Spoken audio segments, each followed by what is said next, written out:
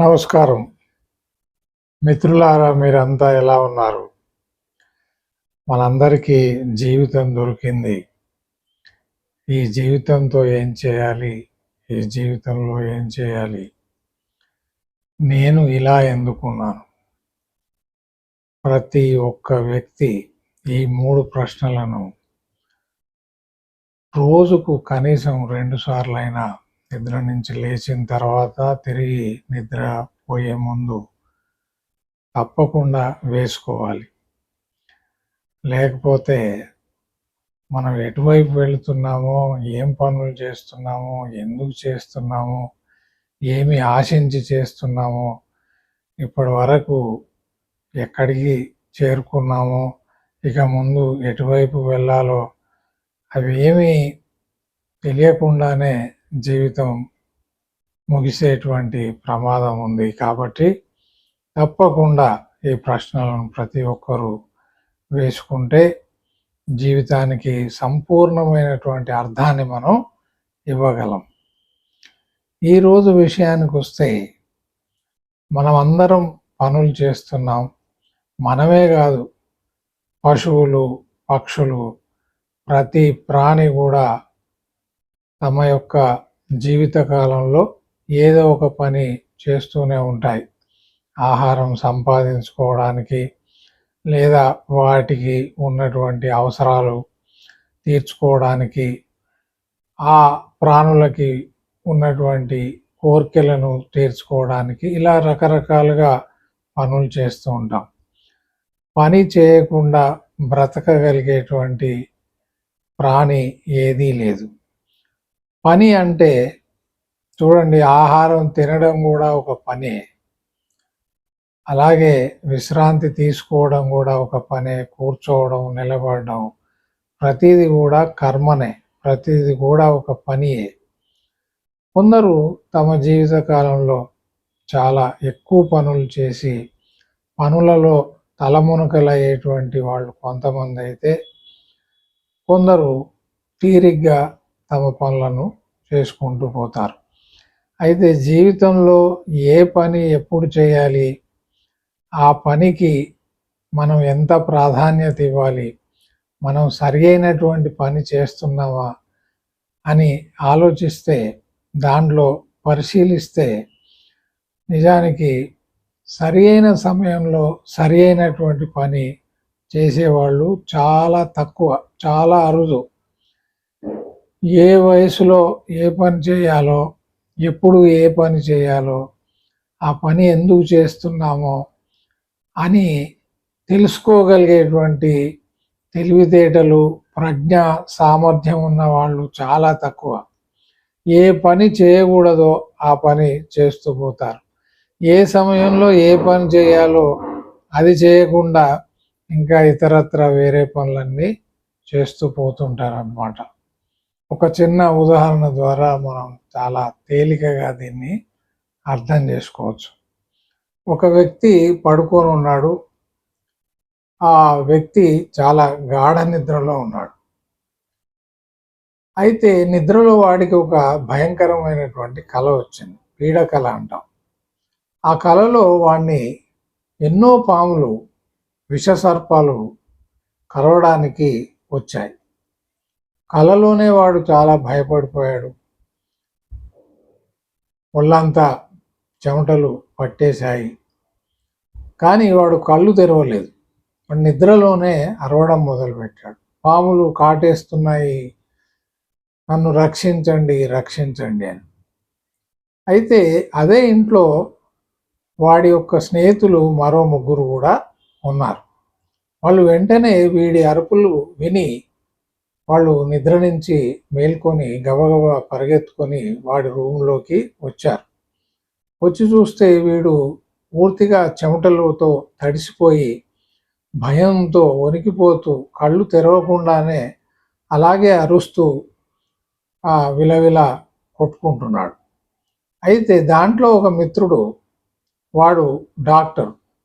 వెంటనే వాడు ఏం చేశాడంటే, నేను ఇప్పుడే పాము కాటుకి విరుగుడు తీసుకొస్తానని చెప్పి గబగబా బయటికి పరిగెత్తి వెళ్ళిపోయాడు.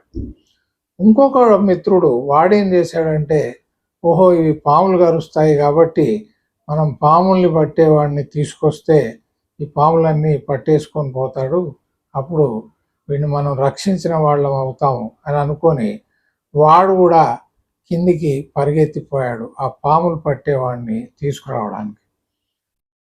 మూడవ మిత్రుడు కొద్ది నెమ్మదిగా ఆలోచించి విషయాన్ని అర్థం చేసుకొని వాడిని కుదుపుతూ, వాడిని శరీరాన్ని ఇట్లా కుదుపుతూ, గట్టిగా కుదుపుతూ వాడిని నిద్రలో నుంచి మేల్కొల్పాడు.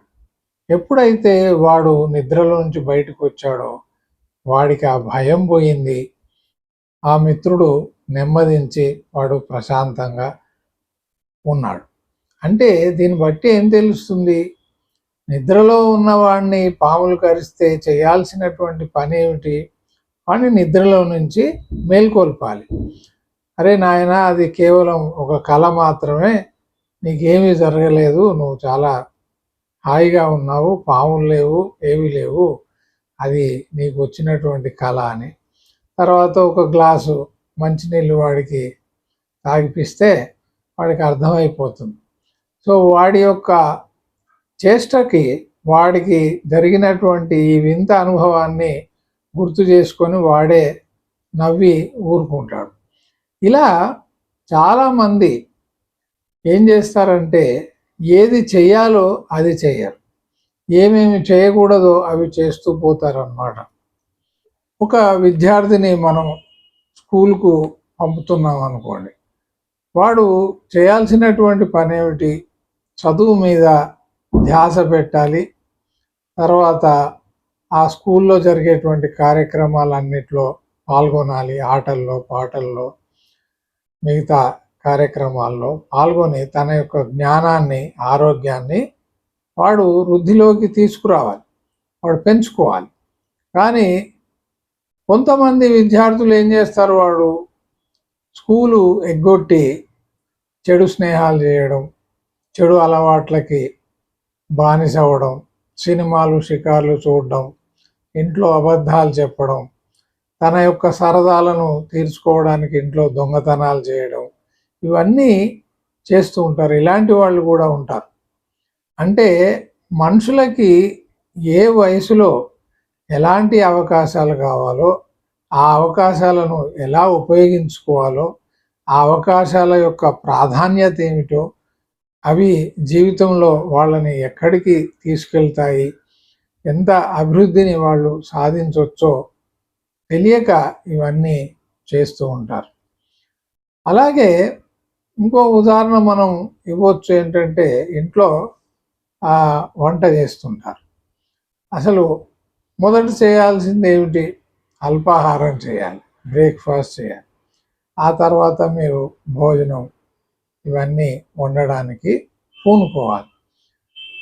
ఉదాహరణకి మొదటే మనం భోజనం అవన్నీ వండేసి తీరిగ్గా 10 గంటలకి అల్పాహారాన్ని తయారు చేస్తున్నాం అనుకోండి, అది అందరికీ ఇబ్బందికరంగా మారుతుంది.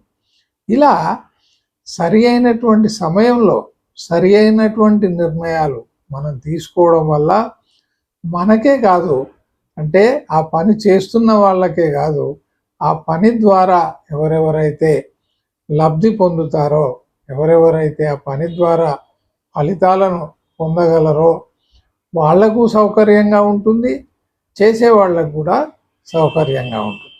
కాబట్టి సరి అయినటువంటి పని ఏమిటో తెలుసుకోవడం చాలా ముఖ్యం. దీన్నే మనం రైట్ యాక్షన్ అంటాం. సరి అయిన సమయంలో సరి అయినటువంటి పని చేయడం ద్వారా జీవితం చాలా అభివృద్ధి చెందుతుంది, జీవితంలో చాలా పరిణితి వస్తుంది, పరిపక్వత వస్తుంది, ఎలాంటి ఇబ్బందులు లేకుండా నల్లేరు మీద నడకలాగా జీవితం కొనసాగుతుంది. ఇది ఒకసారి గమనించండి. నమస్కారం.